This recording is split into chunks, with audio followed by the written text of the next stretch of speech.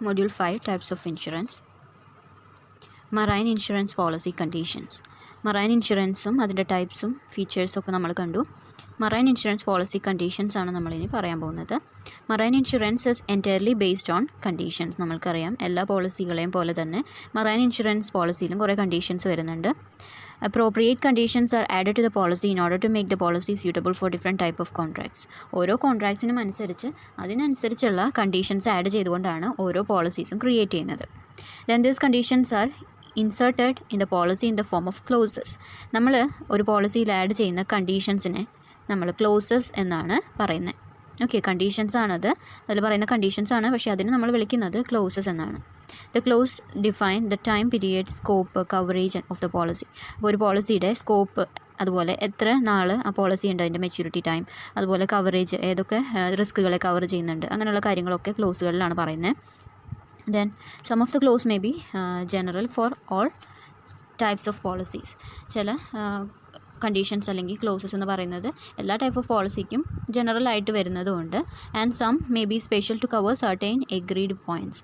അപ്പോൾ ചിലത് ചില കോൺട്രാക്റ്റുകൾക്ക് മാത്രമായിട്ടുള്ളതും വരുന്നുണ്ട്. Okay, these clauses are important to avoid misunderstanding and dispute at the time when claims arises. അപ്പോൾ ഈ ക്ലോസസ് നമ്മൾ എന്തിനു വേണ്ടിയിട്ടാണ് വെക്കുന്നത്, അല്ലെങ്കിൽ എന്തെങ്കിലും ഒരു കോൺട്രാക്റ്റിൽ എൻ്റർ ചെയ്യുമ്പോൾ കണ്ടീഷൻസ് വെക്കുന്നത് എന്തിനു വേണ്ടിയിട്ടാണ്? ആ കണ്ടീഷൻസ് വെച്ചുകൊണ്ട് ഇനി വരുന്ന നമ്മൾ ക്ലെയിം ചെയ്യുമ്പോൾ ലാസ്റ്റ് മെച്യൂരിറ്റി ടൈമിൽ ആ പോളിസി ക്ലെയിം ചെയ്യുന്ന സമയത്ത് മിസ്അണ്ടർസ്റ്റാൻഡിങ്ങുകളോ ഡിസ്പ്യൂട്ടുകളോ വരാതിരിക്കാൻ വേണ്ടിയാണ് നേരത്തെ തന്നെ ഈ ക്ലോസുകളൊക്കെ ആഡ് ചെയ്തിട്ട് ഈ പോളിസി പ്രിപ്പയർ ചെയ്യുന്നത്.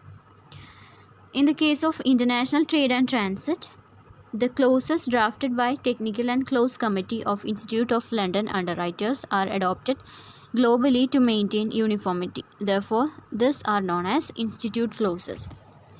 International Trade and Transit-ൻ്റെ കേസിൽ വരുമ്പോൾ ഇത് ക്ലോസസ് പ്രിപ്പയർ ചെയ്യുന്നത് ടെക്നിക്കൽ ആൻഡ് ക്ലോസസ് കമ്മിറ്റി, അതെവിടെയാണ്? ലണ്ടൻ ഇൻസ്റ്റിറ്റ്യൂട്ട് ഓഫ് ലണ്ടൻ അണ്ടർറൈറ്റേഴ്സിൻ്റെ കീഴിൽ വരുന്ന ഇങ്ങനെ ഒരു കമ്മിറ്റിയാണ്, ടെക്നിക്കൽ ആൻഡ് ക്ലോസസ് കമ്മിറ്റിയാണ് ഈ ക്ലോസസ് പ്രിപ്പയർ ചെയ്യുന്നത്. എന്തിനു വേണ്ടിയിട്ടാണ് അവരെ ഏൽപ്പിച്ചിരിക്കുന്നത്?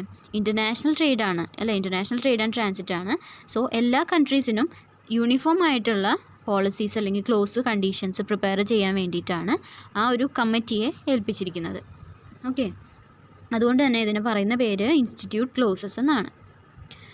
Then there are mainly 3 types of clauses besides other clauses. മെയിനായിട്ട് 3 ക്ലോസസ് ആണ് വരുന്നത്. പിന്നെ വരുന്നത് അതിൻ്റെ കീഴിൽ ചെറിയ കുറേ ക്ലോസസ് വരുന്നുണ്ട്. ഓക്കെ, ഫസ്റ്റ് വരുന്ന ക്ലോസ് എന്ന് പറയുന്നത് hull clause. This clause are framed to include in the insurance on vessel and are incorporated in hull policies. Through these policies or clauses, the insurer agrees to indemnify the loss or damage caused to the vessel due to perils named in the insurance contract. അപ്പോൾ hull closes വരുന്നത് മെയിനായിട്ട് ആർക്ക് വേണ്ടിയിട്ടായിരിക്കും? Hull policies അല്ലെങ്കിൽ അല്ലെങ്കിൽ വെസലിനെ insure ചെയ്യാൻ വേണ്ടിയിട്ടാണ്, ഷിപ്പിന് വേണ്ടിയിട്ടുള്ളതാണ് മെയിനായിട്ട് hull insurance. Hull clauses hull insurance പോളിസിക്ക് വേണ്ടിയിട്ടുള്ളതാണ്.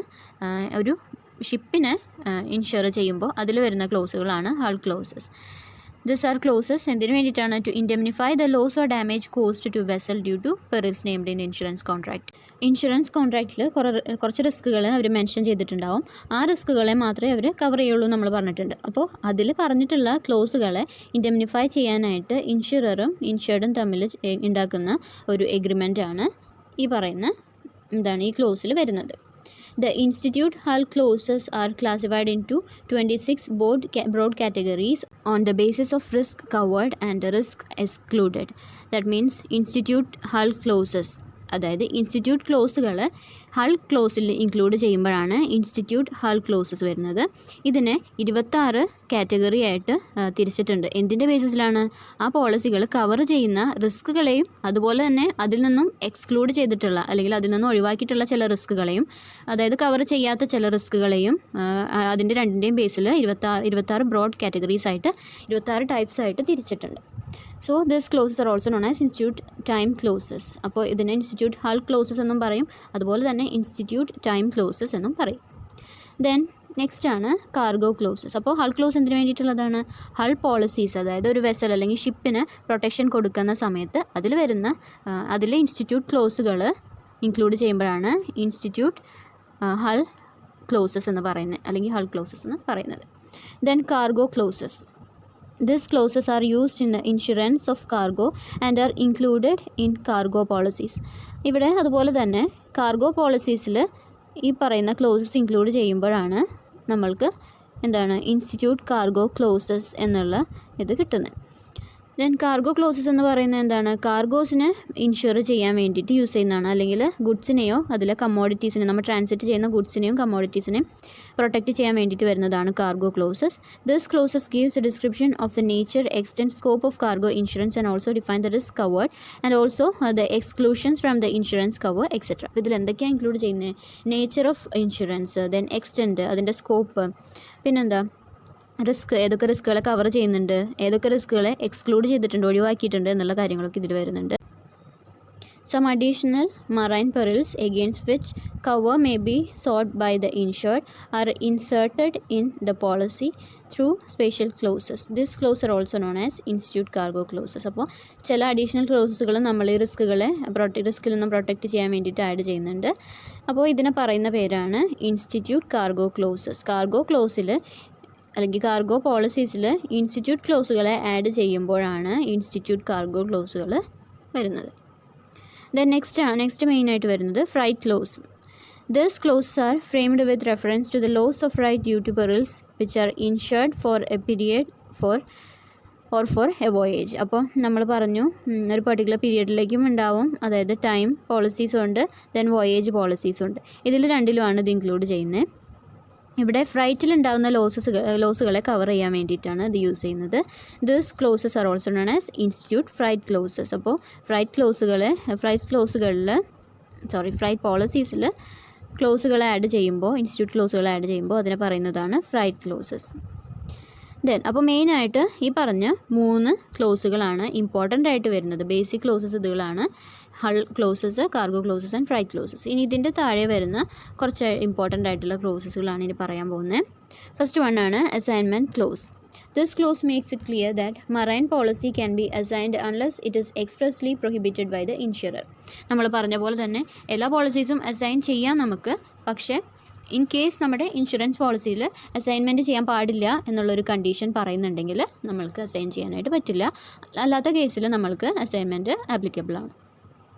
In the case of cargo insurance, a policy can be freely assigned, but in case of hull insurance, it can be assigned with the consent of the insurer because the risk changes with the change in the ownership of the vessel. അപ്പോൾ ഇവിടെ പറയുന്നത് എന്താ? Hull ഇൻഷുറൻസിൻ്റെ കേസിൽ നമ്മൾക്ക് ഈ ഒരു policy, hull എന്ന് പറയുന്നത് നമ്മുടെ ഷിപ്പാണ് അല്ലേ, അപ്പോൾ ആ ഷിപ്പിൻ്റെ പേരിലാണ് നമ്മളൊരു ഇൻഷുറൻസ് പോളിസി എടുക്കുന്നത്. ഇൻ കേസ് നമ്മൾ ഒരു ഇൻഷുററും ഇൻഷുർഡും തമ്മിലുള്ള എഗ്രിമെൻ്റ് ആണല്ലോ, ആ എഗ്രിമെൻറ്റ് നമ്മൾ ഇൻഷുർഡ് മറ്റൊരാൾക്ക് ഈ ഒരു പോളിസി ട്രാൻസ്ഫർ ചെയ്യുമ്പോൾ അവിടെ ഓണർഷിപ്പ് മാറുകയാണ് അല്ലേ. ഞാനായിരുന്നു ആ ഒരു ഹള്ളിൻ്റെ അല്ലെങ്കിൽ ആ ഒരു ഷിപ്പിൻ്റെ ഓണർ. ഞാനൊരു മറ്റേ ആൾക്ക് പോളിസി ട്രാൻസ്ഫർ ചെയ്തു, പക്ഷേ ഷിപ്പ് ഇപ്പോഴും ആരുടെ പേരിലാണ്? എൻ്റെ പേരിൽ തന്നെയാണ്. ഓക്കെ, അപ്പോൾ അവിടെ അങ്ങനെ ഒരു അസൈൻമെൻറ്റ് നടക്കുന്ന സമയത്ത് അവിടെ ഓണർഷിപ്പിൽ ചേഞ്ച് വരുന്നുണ്ട്. സോ ഇൻഷുററുടെ കൺസെൻറ്റ്, അതായത് ഇൻഷുറൻസ് കമ്പനിയോട് ഇത് മെൻഷൻ ചെയ്തിട്ട് മാത്രമേ നമ്മൾക്ക് അങ്ങനെ ട്രാൻസ്ഫർ ചെയ്യാനായിട്ട് പറ്റുള്ളൂ. Okay, in case of cargo insurance policy can be freely assigned. Cargo ഇൻഷുറൻസിൻ്റെ കേസിൽ നമ്മൾക്കത് ഫ്രീ ആയിട്ട് അസൈൻ ചെയ്ത് കൊടുക്കാനായിട്ട് റെസ്ട്രിക്ഷൻസ് ഒന്നും പറയുന്നില്ല. ഹൾ ഇൻഷുറൻസിൻ്റെ കേസിൽ മാത്രമേ ഇങ്ങനെ ഒരു പ്രശ്നം വരുന്നുള്ളൂ, കാരണം അതിൻ്റെ ഓണർഷിപ്പ് ചേഞ്ച് ചെയ്യും എന്നുള്ളത് കൊണ്ട് മാത്രം.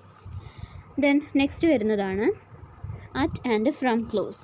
അതിൻ്റെ പേര് കേൾക്കുമ്പോൾ തന്നെ നമുക്കറിയാം, ഒരു സ്ഥലത്ത് നിന്നും മറ്റൊരു സ്ഥലത്തേക്ക് പോകുമ്പോൾ അല്ലേ, അറ്റ് ആൻഡ് ഫ്രം. ഒരു പോർട്ടിൽ കിടക്കുന്ന സമയത്തും അതുപോലെ തന്നെ പോർട്ടിൽ നിന്ന് പോകുന്ന സമയത്തും, അങ്ങനെയാണ് ഇതിൽ പറയുന്നത്. This clause is applicable to hull and freight insurance and state the time when the risk coverage commences. As per this clause, the risk coverage commences when the ship is laying at the port of its departure and from the time it leaves the port. അപ്പോൾ ഇവിടെ 2 ടൈമിലാണ് ഇതിൻ്റെ coverage വരുന്നത്, risk cover ചെയ്യുന്നത്. നമ്മൾ പറഞ്ഞിരിക്കുന്ന, ഇതിൽ mention ചെയ്തിരിക്കുന്ന ആ പോർട്ടിൽ നിൽക്കുന്ന സമയത്തും, നമ്മുടെ വെസൽ അല്ലെങ്കിൽ ഷിപ്പ് ആ പോർട്ടിൽ നിൽക്കുന്ന സമയത്തും, അതുപോലെ തന്നെ ആ പോർട്ടിൽ നിന്നും മൂവ് ചെയ്ത് കഴിഞ്ഞ സമയത്തുമാണ് നമ്മൾക്കിത് ആപ്ലിക്കബിൾ ആവുന്നത്.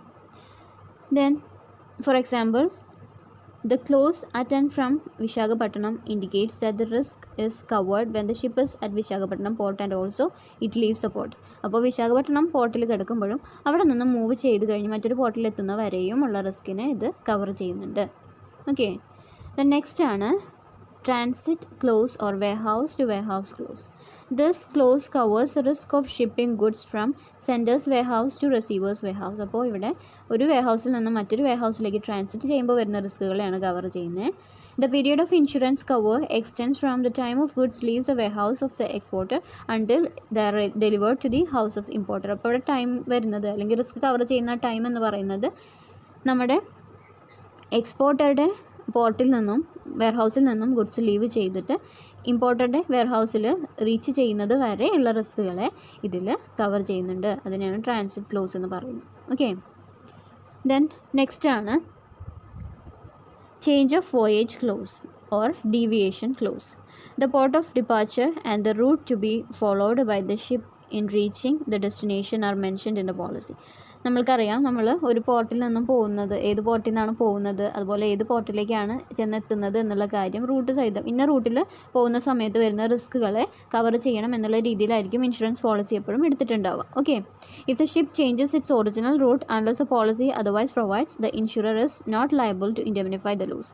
ഇൻ കേസ് എന്തെങ്കിലും കാരണവശാൽ ഇൻഷുർഡിന് അല്ലെങ്കിൽ അത് അപ്പോൾ പ്രോപ്പർട്ടി ഇൻഷുർ ചെയ്തിട്ടുള്ള പേഴ്സണ് ഒറിജിനൽ അതിൻ്റെ റൂട്ടിൽ നിന്നും ഡീവിയേറ്റ് ചെയ്ത് വേറെ ഏതെങ്കിലും റൂട്ടിൽ കൂടെ പോകണം എന്ന് തോന്നിയാൽ അല്ലെങ്കിൽ വേറെ ഏതെങ്കിലും ഡ്യൂട്ടി കൂടെ അവർ പോവുകയാണെന്നുണ്ടെങ്കിൽ ആ റൂട്ടിലുണ്ടാകുന്ന റിസ്കുകളെ ഈ ഒരു റൂൾ വെച്ച് കവർ ചെയ്യാൻ പറ്റില്ല എന്നാണ് പറയുന്നത്. ഓക്കെ. അതായത് പോളിസിയിൽ മെൻഷൻ ചെയ്തിട്ടുള്ള റൂട്ടിലൂടെ പോയാൽ മാത്രമേ വരുന്ന റിസ്കുകളെ നമ്മൾ കവർ ചെയ്യുള്ളൂ. അതല്ല റൂട്ട് മാറി പോവുകയാണെന്നുണ്ടെങ്കിൽ ആ ഒരു റൂട്ട് അതിൽ പോളിസിയിൽ മെൻഷൻ ചെയ്തിട്ടില്ല എന്നുണ്ടെങ്കിലും ആ അതിൽ വരുന്ന റിസ്കുകളെ ഈ പോളിസി കവർ ചെയ്യില്ല. ദെൻ നെക്സ്റ്റ് ആണ് touch and stay close. This close States that the ship should touch and stay only at those ports which are mentioned in the policy. അപ്പോൾ ടച്ച് ആൻഡ് സ്റ്റേ ക്ലോസിൽ പറയുന്നത് ship ആ പോളിസിയിൽ mention ചെയ്യുന്ന ആ പോർട്ടുകളിൽ stay ചെയ്താലോ അല്ലെങ്കിൽ touch ചെയ്താലോ മാത്രമേ ഈ ഇൻഷുറൻസ് പോളിസീസ് ആപ്ലിക്കബിൾ ആയിരിക്കുള്ളൂ. If this port are not mention then the ship should take the usual route and stay at the port coming on the original route. If it goes to any other ports it will amount to deviation. അപ്പോൾ ഇവിടെയും ഒരു type of deviation വരുന്നുണ്ട്. എങ്ങനെയാണ്? ആ ഒരു ക്ലോസിൽ അല്ലെങ്കിൽ നമ്മുടെ പോളിസിയിൽ പറഞ്ഞിട്ടുള്ള പോർട്ടുകളിലല്ലാതെ വേറെ ഏതെങ്കിലും പോർട്ടിൽ ചെന്ന് നമ്മൾ അത് ഇറക്കുകയാണെന്നുണ്ടെങ്കിൽ അല്ലെങ്കിൽ ഏതെങ്കിലും വേറെ പോർട്ടുകളിൽ ടച്ച് ചെയ്താൽ ആ പോർട്ടിൽ വരുന്ന റിസ്കുകളെ നമ്മൾ കവർ ചെയ്ത് കൊടുക്കുന്നതല്ല. ഓക്കെ. അതായത് ടച്ച് ആൻഡ് സ്റ്റേ ക്ലോസിൽ പറയുന്നത് പോളിസിയിൽ മെൻഷൻ ചെയ്തിട്ടുള്ള പോർട്ടുകളിൽ വരുന്ന റിസ്കുകളെ മാത്രമേ ഇൻഷുറൻസ് പോളിസി കവർ ചെയ്യുന്നുള്ളൂ. ദെൻ നെക്സ്റ്റ് ആണ് Inchmaree clause or negligence clause. This clause was inserted after a famous case involving a ship named Inchmare. It is a type of additional perils clause. Inchmare clause covers the damage that are caused by negligence of ship personnel such as engineers and captains while navigating. അപ്പോൾ ഇൻഷ്മാരെ close എന്ന് പറയുന്നത്, ഇൻഷ്മാരെ close start ചെയ്യുന്നത് ഒരു famous ഷിപ്പായിട്ടുള്ള ഇൻഷ്മാരെ എന്നാണ് ഷിപ്പിൻ്റെ പേര്. ആ ഷിപ്പിൻ്റെ case വന്നതോടുകൂടിയാണ്, ആ കേസിലാണ് ഈ ഒരു ക്ലോസ് സ്റ്റാർട്ട് ചെയ്യുന്നത്. ഓക്കെ. അതിൽ പറയുന്നത് എന്താണ്?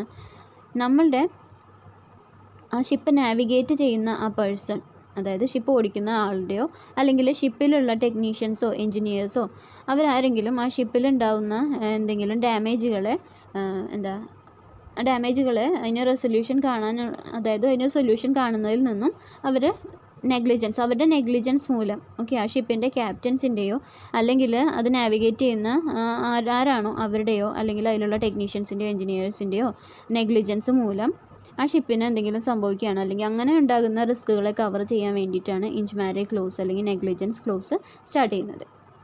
ഓക്കെ.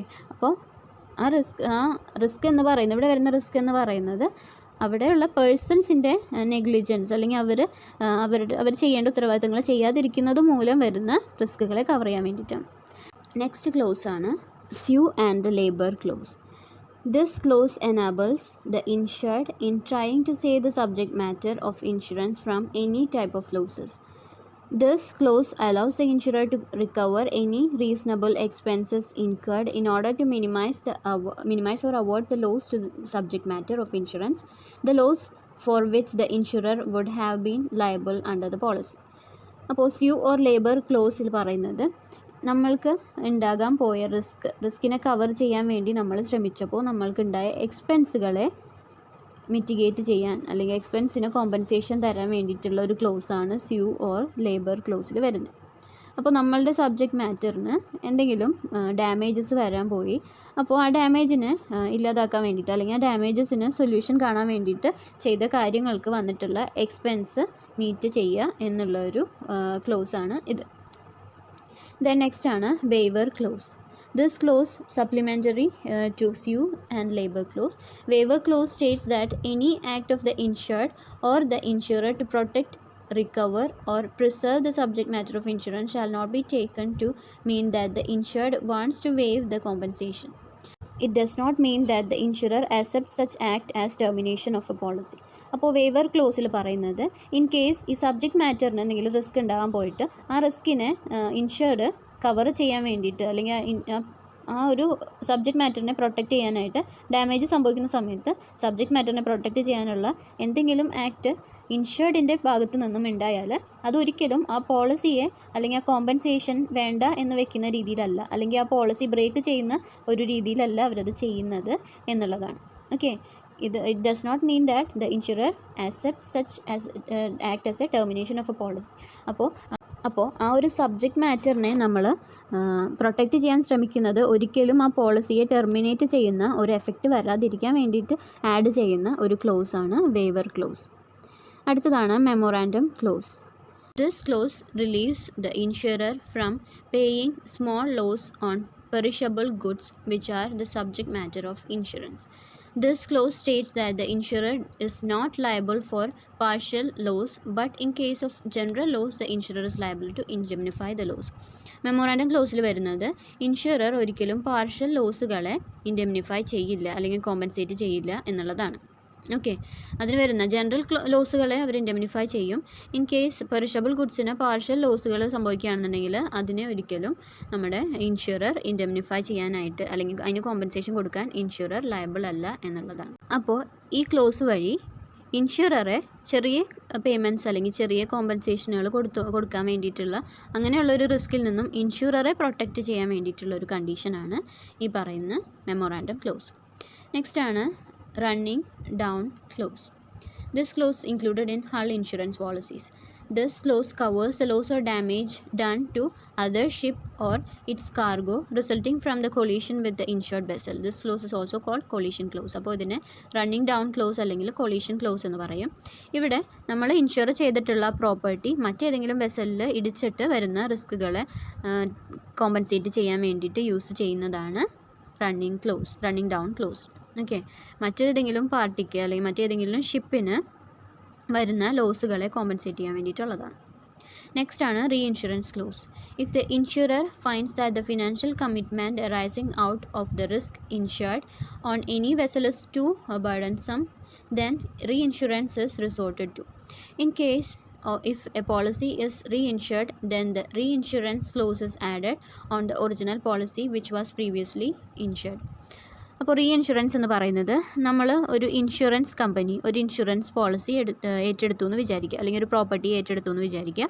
അതിൽ വരുന്ന റിസ്കുകളെ കോമ്പൻസേറ്റ് ചെയ്യാം എന്നുള്ള ഒരു എഗ്രിമെൻറ്റിൽ ഇൻ കേസ് ആ ഒരു പ്രോപ്പർട്ടി എന്ന് പറയുന്നത് വളരെ കോസ്റ്റ്ലി ആണ്, അല്ലെങ്കിൽ അതിലുണ്ടാകുന്ന റിസ്ക് എന്ന് പറയുന്നത് ആ ഒരു ഇൻഷുറൻസ് കമ്പനിക്ക് മാത്രമായിട്ട് കോമ്പൻസേറ്റ് ചെയ്യാനായിട്ട് ബുദ്ധിമുട്ടാണ്, അല്ലെങ്കിൽ റിസ്ക് കൂടുതലുള്ളതാണ് എന്നുണ്ടെങ്കിൽ എന്ത് ചെയ്യുന്നുണ്ട്, മറ്റൊരു ഇൻഷുറൻസ് കമ്പനിയെ കൂടെ ഈ ഒരു പോളിസിയിൽ ഇൻക്ലൂഡ് ചെയ്യിക്കാം. അങ്ങനെ ഇൻക്ലൂഡ് ചെയ്യിച്ചിട്ടുണ്ടെങ്കിൽ അത് പറഞ്ഞുകൊണ്ട് അല്ലെങ്കിൽ ആ ഒരു ഒറിജിനൽ പോളിസി ഡോക്യുമെൻറ്റിൽ റീഇൻഷുറൻസ് ചെയ്തിട്ടുണ്ട് എന്നുള്ള കാര്യം മെൻഷൻ ചെയ്തിട്ടുണ്ടാവണം. Okay, the reinsurer is liable only to the original insurer and has no direct bearing or any claim settlement with the insured. അപ്പോൾ ഇവിടെ ഇൻഷുർഡായിട്ട് റീഇൻഷുററിന് രണ്ടാമത് ഇൻഷുർ ചെയ്യുന്ന ഇൻഷുറൻസ് കമ്പനിക്ക് ഈ ഇൻഷുർഡായിട്ട് യാതൊരു രീതിയിലുള്ള കോൺടാക്റ്റും ഉണ്ടാവില്ല. കാരണം insurance company first insurance company അല്ലെങ്കിൽ ഒറിജിനൽ ഇൻഷുറൻസ് കമ്പനിയാണ് മറ്റൊരാളെ നിയമിക്കുന്നത്, അല്ലെങ്കിൽ മറ്റൊരു ഇൻഷുറൻസ് കമ്പനിയും കൂടെ ഈ ഒരു പോളിസിയിലേക്ക് ജോയിൻ ചെയ്യിപ്പിക്കുന്നത്. എങ്കിലും കോമ്പൻസേഷൻ പേ ചെയ്യേണ്ടത് ഫസ്റ്റ് ആരാണ്, ഒറിജിനൽ ഇൻഷുററാണ് ഫുൾ കോമ്പൻസേഷൻ പേ ചെയ്യേണ്ടത്. അത് കഴിഞ്ഞ് ഈ ഒറിജിനൽ ഇൻഷുററിന് റീഇൻഷുററിനോട് അതിൻ്റെ കോമ്പൻസേഷൻ്റെ എത്ര പെർസെൻറ്റേജ് ആണോ അവർ ഇൻഷുർ ചെയ്തിട്ടുള്ളത് അത്രയും പെർസെൻറ്റേജ് അവിടെ നിന്ന് ക്ലെയിം ചെയ്യാവുന്നതാണ്. ദെൻ നെക്സ്റ്റ് വരുന്നത് continuation close. This clause is used in a time policy. This clause authorizes the vessel to continue or complete its voyage even after the expiry of the time period mentioned in the policy by giving a prior notice to the insurer and also payment of pro rata premium. ഇവിടെ പ്രൊറേറ്റ premium എന്ന് പറയുന്നത് premium paid for length of the insurance, നമ്മുടെ ആ ഒരു length increase ചെയ്യുക എന്നുള്ള continuation close ആണ്. അപ്പോൾ നമ്മൾക്കിപ്പോൾ 1 ഇയറിലേക്ക് നമ്മളൊരു പോളിസി എടുത്തിട്ടുണ്ടെന്ന് വിചാരിക്കാം. അത് എക്സ്പയറി ആയി കഴിഞ്ഞു. അതിന് ശേഷവും നമ്മൾക്ക് ആ പോളിസി കണ്ടിന്യൂ ചെയ്ത് കൊണ്ടുപോകണം എന്നുണ്ടെങ്കിൽ അവിടെ ഒരു നോട്ടീസ് കൊടുക്കണം. അതിന് മുൻപ് തന്നെ ഒരു നോട്ടീസ് ഇൻഷുറൻസ് കമ്പനിക്ക് കൊടുത്തിരിക്കണം, അല്ലെങ്കിൽ ഇൻഷുറർ, രണ്ടും ഒന്ന് തന്നെയാണല്ലോ. അവിടെ ഇൻഷുററിന് അല്ലെങ്കിൽ ഇൻഷുറൻസ് കമ്പനിക്ക് ഒരു നോട്ടീസ് കൊടുത്തിരിക്കണം ഇത് കണ്ടിന്യൂഷൻ ചെയ്യണ കാര്യം പറഞ്ഞുകൊണ്ട്. അതുപോലെ തന്നെ കണ്ടിന്യൂവേഷൻ ചെയ്യുന്നതിൻ്റെ കൂടെ തന്നെ അവർക്ക് എക്സ്ട്രാ പ്രീമിയം കൂടി അതിനനുസരിച്ച് പേയ്മെൻറ്റ് ചെയ്യേണ്ടതാണ്. ഇതാണ് കണ്ടിന്യൂവേഷൻ ക്ലോസ്. നെക്സ്റ്റ് വരുന്നത് perils of the sea clause. This clause are applicable only to fortuitous losses, that is means by chance, accidents or casualties of the sea. That is sea വഴി വരുന്ന, അതായത് ഷിപ്പിൽ സീയിലൂടെ ഉണ്ടാകുന്ന പെറിൽസിനെ മാത്രം compensate ചെയ്യാൻ വേണ്ടിയിട്ടാണ്. അത് സീയിലൂടെ ഉണ്ടാകുന്ന പെറിൽസ് എന്ന് പറയുമ്പോൾ ഫോർട്ടീഷ്യസ്, ദാറ്റ് ഈസ് അൺഎക്സ്പെക്റ്റഡ് ആയിട്ട് വരുന്ന ലോസുകളെയാണ് ഇവിടെ കവർ ചെയ്യുന്നത്. It does not include ordinary action of winds and waves. തിരമാലകളോ അതുപോലെ തന്നെ കാറ്റ് വഴി ഉണ്ടാകുന്നതൊക്കെ ഓർഡിനറി കോസസ് ആണ്. അത് അൺഎക്സ്പെക്റ്റഡ് അല്ല, നമുക്ക് എക്സ്പെക്റ്റ് ചെയ്യാവുന്ന രീതിയിലുള്ളതാണ്. സാധാരണ സീലുണ്ടാകുന്ന റിസ്ക്കുകളാണത്. അപ്പോൾ അതുകൊണ്ട് അതല്ലാതെ വരുന്ന അൺഎക്സ്പെക്റ്റഡ് ലോസുകളെ അല്ലെങ്കിൽ അൺഎക്സ്പെക്റ്റഡ് റിസ്ക്കുകളെ കവർ ചെയ്യാൻ വേണ്ടിയിട്ടാണ് ഈ ഒരു ക്ലോസ് ഇൻക്ലൂഡ് ചെയ്തിട്ടുള്ളത്. നെക്സ്റ്റ് ആണ് jettison clause. Jettison means throwing overboard a part of the cargo in a ship in order to reduce the weight of the ship in emergencies. The jettison clause covers the loss arising out of such throwing of goods. അപ്പോൾ നമ്മുടെ ഷിപ്പിന് wait കൂടിയിട്ട് അതിലുണ്ടാകുന്ന ഷിപ്പിലുള്ള ഏതെങ്കിലും properties അല്ലെങ്കിൽ നമ്മൾ carry ചെയ്ത് കൊണ്ടുപോകുന്ന കാർഗോയിൽ എന്തെങ്കിലും commodities നമുക്ക് പുറത്ത് കളയേണ്ടി വരികയാണെങ്കിൽ, അതായത് നമ്മളുടെ ഷിപ്പിൽ റിസ്ക് ഉണ്ടാവാൻ ചാൻസ് ഉള്ള സിറ്റുവേഷനിൽ ആ ഒരു റിസ്ക് കുറയ്ക്കാൻ അല്ലെങ്കിൽ അങ്ങനെ എന്തെങ്കിലും എമർജൻസീസ് വന്നാൽ ഷിപ്പിൻ്റെ വെയിറ്റ് കുറയ്ക്കണം എന്നുള്ളൊരു കണ്ടീഷൻ വന്നു കഴിഞ്ഞാൽ നമ്മുടെ ഷിപ്പിലുള്ള ചില കമ്മോഡിറ്റീസിനെ നമ്മൾ പുറത്തേക്ക് വലിച്ചെറിഞ്ഞ് കളയും, ഷിപ്പിൽ നിന്ന് പുറത്തേക്ക് വലിച്ചെറിഞ്ഞ് കളയും. ഓക്കെ, അങ്ങനെ കളയുന്ന സിറ്റുവേഷനിൽ അതിലൂടെ ഉണ്ടാകുന്ന ലോസുകളെ കവർ ചെയ്യാൻ വേണ്ടിയിട്ടാണ് ജെറ്റിസൺ ക്ലോസ് വെക്കുന്നത്. ഓക്കെ, ജെറ്റിസൺ എന്നുള്ളതിൻ്റെ meaning throwing overboard a part of a കാർഗോയുടെ വെയിറ്റ് കുറയ്ക്കുക എന്നുള്ളൊരു ലക്ഷ്യത്തോടു കൂടി നമ്മൾ അതിൽ നിന്നും പുറത്തേക്ക് കളയുന്ന സാധനങ്ങൾ മൂലം നമ്മൾക്ക് ഉണ്ടാകുന്ന ലോസുകളെയാണ് ജെറ്റിസൺ ക്ലോസ് വഴി നമ്മൾ കവർ ചെയ്യുന്നത്. ഇത്രയും ടൈപ്പ് ഓഫ് ക്ലോസസ് ആണ് നമ്മൾ സാധാരണയായിട്ട് ഈ പറയുന്ന മറൈൻ ഇൻഷുറൻസിൽ ഇൻക്ലൂഡ് ചെയ്തിട്ടുള്ളത്. Thank you.